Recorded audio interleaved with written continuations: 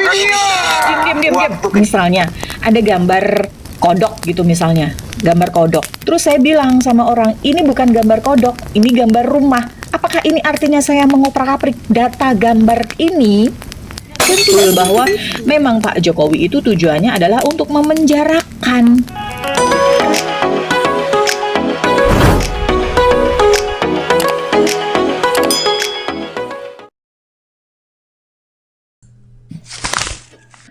Bismillahirrahmanirrahim. Assalamualaikum warahmatullahi wabarakatuh. Ketemu lagi dengan drama politik. Masih belum bisa move on dari persidangannya Ibu Dr. Tifa kemarin ya. Jadi hari ini sudah tanggal 3 Juli 2026.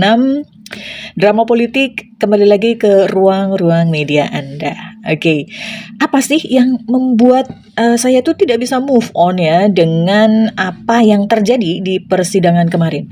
Mendengar tuntutan dari JPU, pasal-pasal yang dikenakan untuk terdakwa Dr. Tifa itu salah satunya adalah pasal 32 UU ITE yang intinya adalah di sana itu tidak diperbolehkan ya, atau larangan yang diberlakukan itu adalah ketika ada seseorang secara tanpa izin gitu kan di depan publik melakukan manipulasi data, merusak, menambah, mentransmisikan dan lain sebagainya lah ya. Intinya adalah ada satu data di mana data itu disangka ya diubah oleh si pelaku ini. Dalam hal ini adalah Dr. Tifa.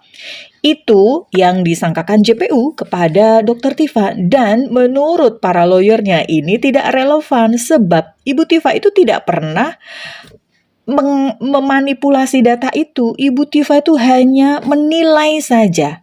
Hanya menilai satu objek, hanya menilai dalam hal ini ijazah ya. Hanya menilai dan mengatakan bahwa ini fotonya, foto yang tertera di ijazah Pak Jokowi itu bukanlah foto Pak Jokowi. Hanya begitu saja. Masa dinilai itu adalah mengubah, memanipulasi, mengedit, atau memotong lah apa segala macam, merusak, mentransmisikan. Padahal tidak seperti itu kenyataannya. Ayo kita simak ya. Ada video sangat menarik sekali antara para pengacaranya Pak Jokowi dan pengacaranya Dr. Tifa. Dan ini membuat saya geleng-geleng kepala, ngelus dada sambil berpikir, benarkah ini pengacaranya Pak Jokowi selevel ini? Dan ini bukan main-main loh, bukan ece-ece seperti orang-orang relawan yang sering berkoar-koar membela Pak Jokowi tanpa dasar ya. Ini adalah kuasa hukumnya yang sah, yaitu Pak Profesor Firmanto. Tadi melanjutkan pertanyaan Bang Sanghaji soal apakah foto di ijazah Pak Jokowi itu asli beliau? Tentu itu adalah haknya beliau, karena itu ijazah beliau. Tidak bisa kita menganalisa dan sebagainya mengatakan itu tidak benar. Makanya ini terjadi kan? Kenapa? Ijazah itu sudah dianalisa oleh UGM juga. UGM sudah memberikan statement secara clear bahwa semua itu adalah benar dan sah. Lalu analisis apa yang dilakukan? Ini juga jangan lari.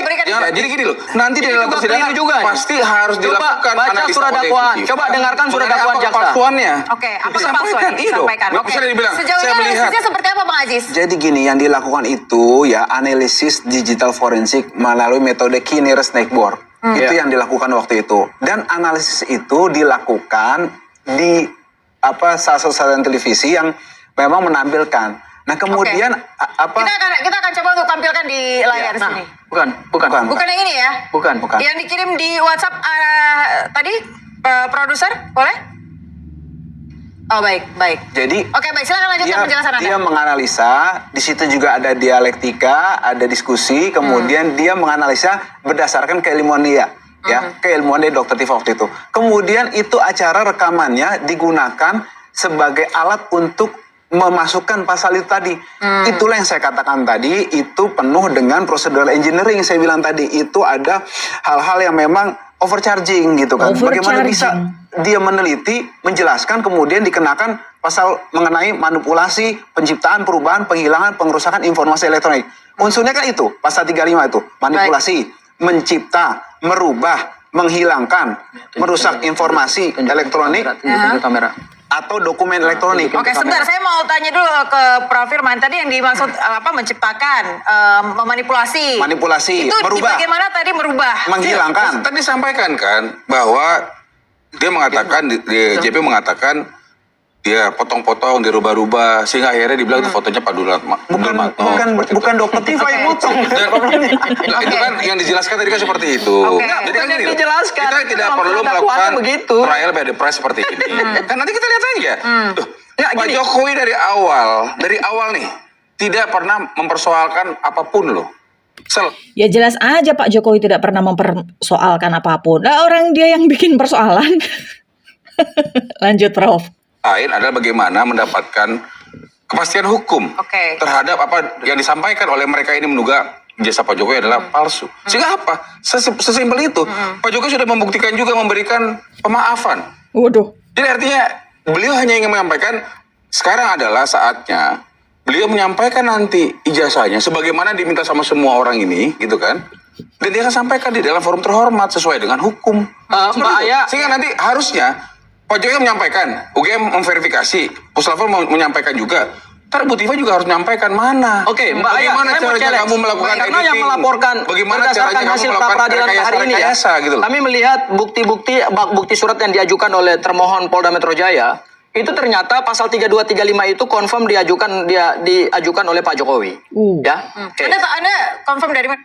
Confirm diajukan oleh Pak Jokowi pasal 32 dan 35 dan itu sanksi hukumannya sangat tinggi. Tapi Pak Yakub Hasibuan ya salah satu juga pengacaranya Pak Jokowi itu mengatakan bahwa tujuan Pak Jokowi melakukan proses hukum ini bukan untuk memenjarakan orang. Tapi kenapa pasal yang dikenakan itu sangat tinggi dan ini sedang dibuktikan bahwa pasal 32, 35 itu sama sekali tidak relevan dikenakan kepada Dokter Tifa. Ayo lanjut Bang Sangaji. Ya. Tadi berdasarkan bukti-bukti yang dihadirkan Pra-peradilan. oleh termohon dalam pra-peradilan dan itu kami cek LP-LP-nya. Untuk menguji suatu uraian peristiwa pidana, maka kita harus lihat juga dong unsur deliknya kayak apa. Saya pengen tanya ke Pak Prof. Firmanto karena Pak Prof. Firmanto yang memberikan masukan kepada Pak Joko Widodo sehingga beliau melaporkan pasal 32. Coba uraikan kepada kami unsur delik pasal 32 Undang-Undang ITE itu seperti apa sehingga kita menganalisisnya enak gitu loh. Oke. Jadi Nanti kemudian kita lihat dengan surat dakwaan jaksa penuntut umum. Secara sederhana aja kita sampaikan bahwa ada suatu rangkaian di mana ijazah Pak Jokowi yang asli yang sudah diverifikasi dilakukan analisa-analisa, ada menggunakan aplikasi-aplikasi sehingga antara lain ya, ini saya mau general aja nih, ada rekayasa informasi teknologi yang mengatakan ijazah itu katanya palsu, yang mengatakan bahwa ijazah itu adalah ijazah asli yang palsu, kan gitu nih. Saya boleh Asli tanya yang Pak Prof. palsu. Firmanto nggak? Saya harus Prof. sampaikan. Prof. Firmanto hari ini mendengarkan secara seksama nggak dakwaan kumulatif dari jaksa penuntut umum pada dakwaan keempat pasal 32 Undang-Undang ITE dan dakwaan kelima pasal 35 Undang-Undang ITE.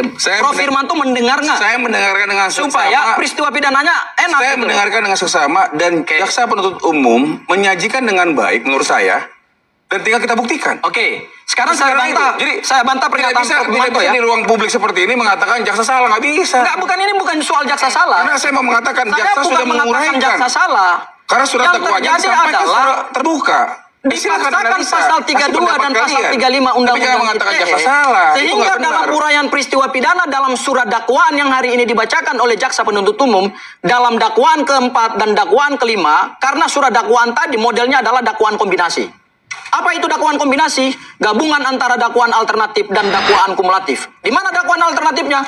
Pasal 433, kemudian dialternatifkan dengan pasal 343. KUHP yang baru, yaitu pencemaran dan fitnah. Tetapi juga dimasukkan juga dakwaan kumulatif. Di mana dakwaan kumulatifnya? Dakwaan keempat dan dakwaan kelima, yaitu pasal 32 dan pasal 35. Saya ingin masuk ke pasal 32. Karena ini penting, karena ini juga menjadi objek pra-peradilan kami. dijelaskan dengan baik kok tadi. Oke. Kecuali nggak dijelaskan. Dengan sengaja mengubah. Mengubah. Harus jelas mengubah. Oke, mengubah. Dengan sengaja, Dari kan? yang tidak ada atau dari yang asli diubah menjadi tidak asli. Dari Sebentar dulu, nanti fotonya Pak Jokowi menjadi Ya, Dulmatno. sebentar, nanti saya jelaskan kepada Prof. Mengubah dari fotonya Jokowi menjadi Dulmatno. Oh, aduh.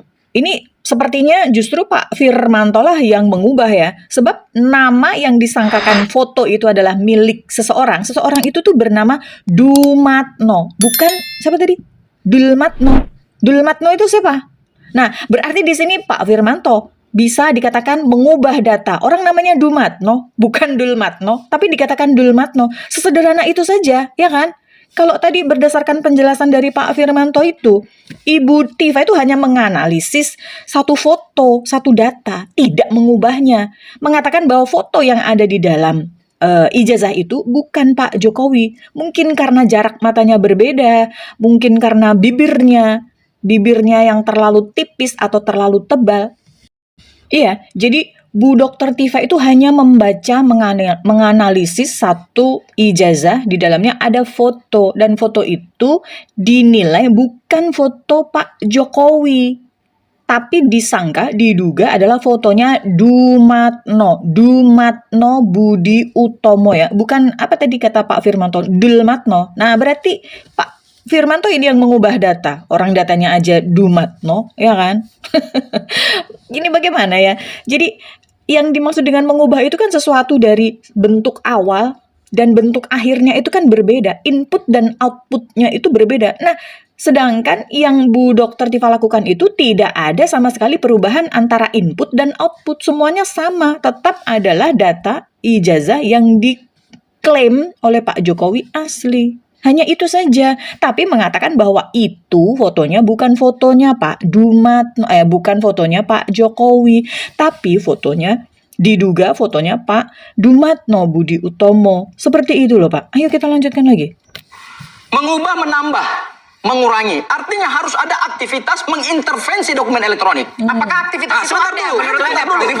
Jadi fotokopi kemana? Oke. Dari foto A menjadi foto B. Sekarang saya tunjukkan bukti di dalam surat dakwaan jaksa penuntut umum. Ini buktinya. Boleh Dakwaan terhadap Bu Tifa itu Ya. berdasarkan dakwaan Boleh jaksa di-zoom penuntut sedikit? umum adalah Bu Apa bisa Tifa. di landscape? aja. Ya. Ini handphonenya belum bisa dibuka ya. Coba lihat. Ini ada di dalam Bisa surat di-zoom? dakwaan Silakan jaksa di-zoom. penuntut umum yang didapatkan oleh tim kuasa hukum Bu Tifa, dan kemudian ada juga yang kami Oke. akses. Mungkin dari- Bang Sangaji mau tunjukin ke Saya ingin Prof. menunjukkan Firmanto. begini, bahwa Boleh tunjukkan ke Prof. oke. Firmanto supaya jelas Prof. Saya Firmanto tunjukkan. melihat. Ya, karena ini dakwaan jaksa Saya penuntut udah umum. tahu itu kan. Disajikan dengan Inilah yang disebut mengubah dokumen elektronik. Iya. Jadi Dari Prof. Firman ini coba. merubah. Dulmat itu kan harus dipanggil. Ini saya tanya, kalau mengubah foto, saya tanya, ini foto Jokowi foto Pak Jokowi bukan? Pak Jokowi. Kalau foto Pak Jokowi di sini tidak ada yang mengubah foto Pak Jokowi loh. Gak ada yang dirubah. Loh, dikatakan ini tetap foto Pak dikatakan. Jokowi. Gimana sih? Dengerin nggak sih? Itu hasil analisa. Iya, makanya. Analisa beda Bagaimana dengan mengubah. menganalisa sesuatu hal yang asli. Inilah kalau orang tidak memahami Dianalisa, unsur delik dibilang pasal palsu, 3235, Oke, kemudian oke. memaksakan pasal 3235 Tidak ada yang sebagai dipaksakan. bentuk penyeludupan pasal. Kami membuat Makanya kami aduan. mencurigai dari awal. Oke, baik. Sebentar. Saya Kita jelaskan dengarkan nih, yang saya Prof. jelaskan. Pak Firmanto Jokowi dulu. memaksakan kami pasal membuat 3235 itu aduan karena penyeludupan hukum supaya menjadi dasar penangkapan dan penahanan. adanya unsur ITE. Oke. Kami kaji, kami lihat. Tadi disampaikan ada pengulangan juga apa yang dilakukan sama mereka. Prof, Pengulangan. Iya, jadi Oke. saya segini loh. Kita tidak boleh mengupas tuntas apa yang disampaikan oleh Loh. jaksa penuntut umum sebelum ada pembuktian. Kenapa tidak boleh? kita Itu bergerak tidak- bentuk ini. nggak etis. Anda paham nggak surat dakwaan? Silakan sampaikan surat pandangan dakwaan? saudara. Coba. Tapi Coba jangan jelaskan mengatakan apa itu tidak surat dakwaan. Itu namanya sedang Karena melanggar. jaksa salah menurut Itu Anda. nggak bisa. Nggak bisa bagaimana? Sampaikan pandangan saudara, tapi jangan Pembuktian itu mengatakan dimulai ini dari begini, adanya nggak bisa surat begitu. dakwaan. Kan suka-suka beliau aja. Tadi dibilangin bahwa kita menggunakan apa namanya undang-undang ITE karena memang kita yang bikin. Sebelumnya dikatakan, wah ini penyelundupan. Yang mana yang benar? Bu Tifa kasihan loh. Maka kami- hanya kami menganalisis foto sampaikan. Pak Jokowi di harus Aduan yang didakwa kami dengan pasal sampaikan. terberat. Ini aduan nih, di dalam harus undang-undang peristiwa. ITE. Begini, Baik, saya ini tanya ada dulu. penambahan, silakan. Begini, itu Lihat kan yang Anda dakwaan jaksa tunjukkan, penuntut umum. yang Anda tunjukkan itu foto. Iya. Aslinya itu adalah video. Di dalam video Ini itu hasil screenshot. Masa hasil screenshot bisa dikatakan itu mengubah, memanipulasi, menambah atau mengurangi satu data? Itu hanya screenshot saja. Aduh, ini udah kenceng Pak Freddy ini. ya, makanya video, kalau screenshot diolah. foto. Bukan. Kalau video Gimana sih? itu panjang. Jadi di dalam video itu aslinya Anda baca dulu surat dakwaan atraksi jaksa. Dokter Tifa yang mengedit-edit dokumen itu. Astagfirullahaladzim. Itulah yang dia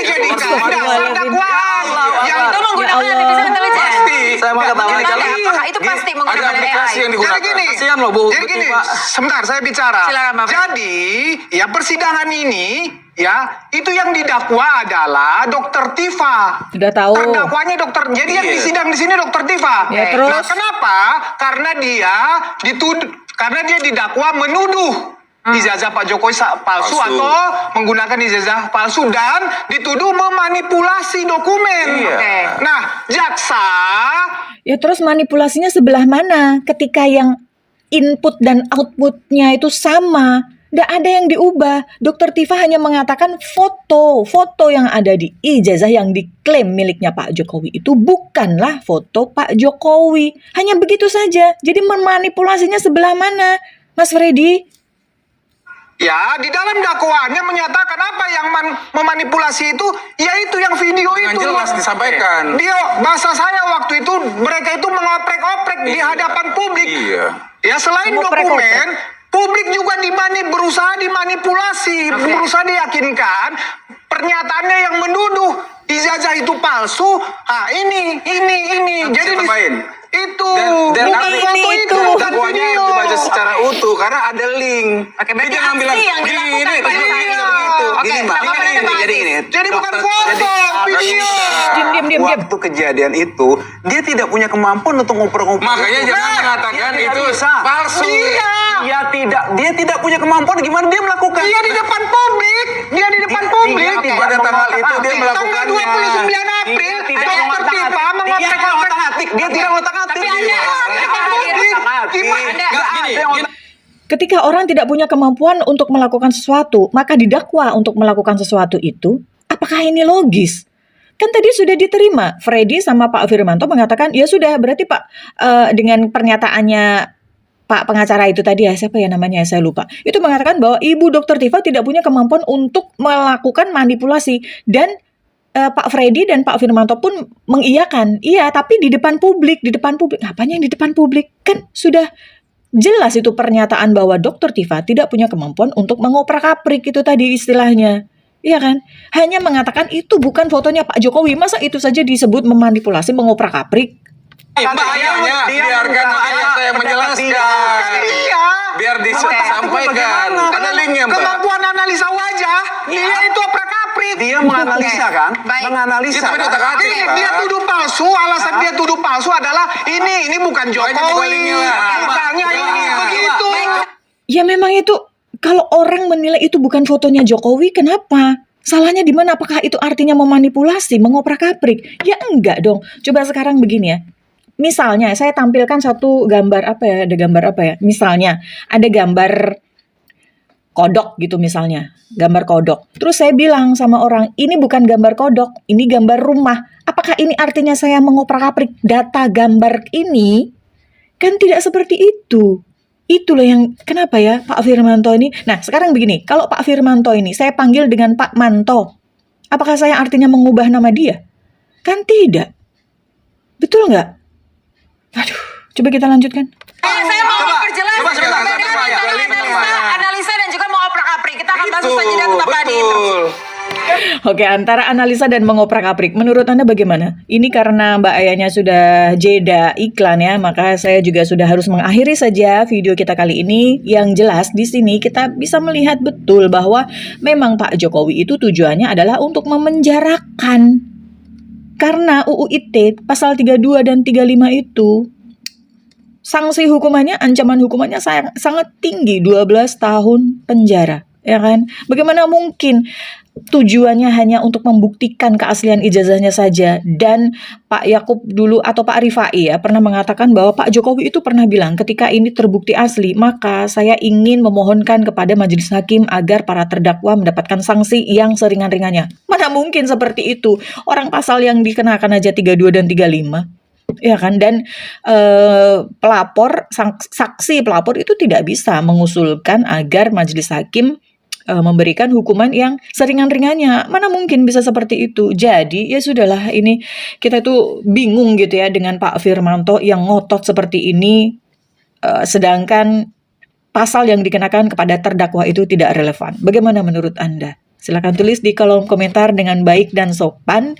Terima kasih banyak yang sudah selalu komen, baik yang termul maupun yang non-termul ya. Sekali lagi terima kasih banyak sudah menyaksikan video ini sampai selesai. Kita ketemu lagi di video-video selanjutnya. Assalamualaikum warahmatullahi wabarakatuh.